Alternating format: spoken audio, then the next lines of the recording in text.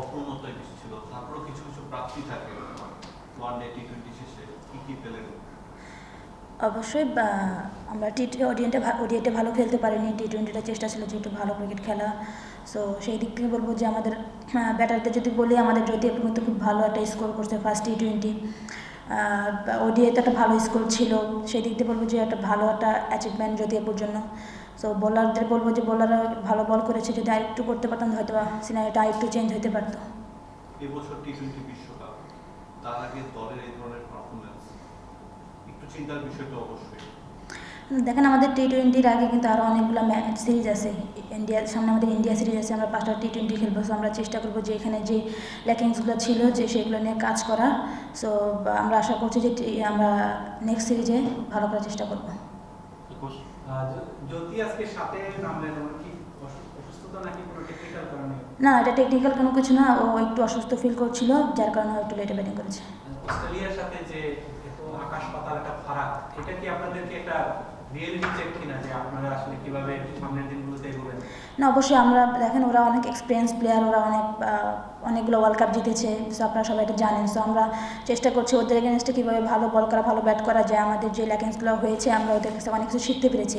So যে ল্যাকিংসগুলো হয়েছে আমরা চেষ্টা করবো যে সামনের যে দিনগুলো আছে আমরা ওগুলো রিকভারি করার। দুই দলের মধ্যে পার্থক্যটা কোথায় ছিল বেশি? মানে আপনারা ইন্ডিয়ার সাথে মানে পাকিস্তানের সাথে আপনারা জিতেছেন, বাট অস্ট্রেলিয়ার সাথে কোনো দিক থেকে কোনো ম্যাচেই হচ্ছে একটা লড়াই পর্যন্ত করা হয়নি আর কি। একটা ম্যাচে টি-20-তে 127 রান করেছেন, ওরা আবার একটা 10 উইকেটে চেস করে। আপনার কাছে কি মনে হয় পার্থক্যটা কোন জায়গায় ছিল? তারা অনেক এক্সপিরিয়েন্স টিম, তারা অনেকগুলো ওয়ার্ল্ড কাপ জিতেছে। সো ওই দিক থেকে তারা খুব এক্সপিরিয়েন্স। সো আমাদের অনেক ইয়াং কিছু প্লেয়ার ছিল। সো আমরা তাদের কাছে অনেক কিছু শিখতে পেরেছি। আমরা আশা করবো যে এই যে শিক্ষাটা আমরা যেন নেক্সট বার কাজে লাগাতে পারি।